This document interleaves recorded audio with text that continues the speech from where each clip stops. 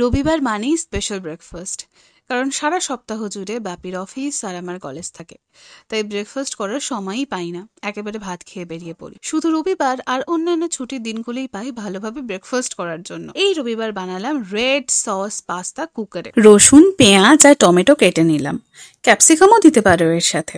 কুকারে সর্ষের তেল দেওয়ার পর প্রথমেই দিলাম রসুন, তারপর পেঁয়াজটাকে একটু কুক করে নিয়ে দিলাম টমেটোটাকে একটু নাড়াচাড়া করে দিলাম। এইবারে মশলাগুলো দিয়ে দেবো, ততক্ষণে টমেটোটাও নরম হয়ে যাবে। দিয়ে দিলাম হলুদ গুঁড়ো, লঙ্কা গুঁড়ো, জিরে গুঁড়ো, গোলমরিচ গুঁড়ো, এটা স্কিপও করতে পারো। তারপর পাস্তা মশলা যে কোনো কোম্পানির, vinegar, soya sauce, tomato sauce, mix herbs, oregano, নুন, একটু চিনি আর কারি পাতা ছিল তাই বাপি ওটা একটু দিয়ে দিল। তোমরা চাইলে কারি পাতাটা স্কিপও করতে পারো।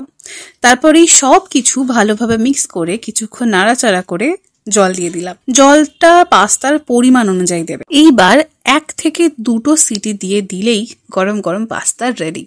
আমি একটা সিটি দিয়েছিলাম। তৈরি হয়ে গেল আমার কুকার রেড সস পাস্তা। আমি আর ওয়েট করতে পারছিলাম না, তাই নিজের ভাগেরটা তুলে নিয়ে খেতে বসে পড়লাম। মন্দ বানাইনি, খুব ভালো হয়েছিল খেতে। এই কথাটা কিন্তু আমার একার মনে হয়নি, মা বাপিও বলছিল। শুধু একটু ঝাল ঝাল হয়েছিল, কারণ লঙ্কা গুঁড়োর সাথে গোলমরিচও দিয়েছিলাম না, দুটোই অ্যাড করেছিলাম তাই। কিন্তু এই ঝালটাই বোধহয় টেস্টটা ইনক্রিজ করেছিল। মোট কথা, মিষ্টি রবিবারের সকালের সাথে স্পাইসি রেড সস পাস্তার কম্বিনেশন দুর্দান্ত।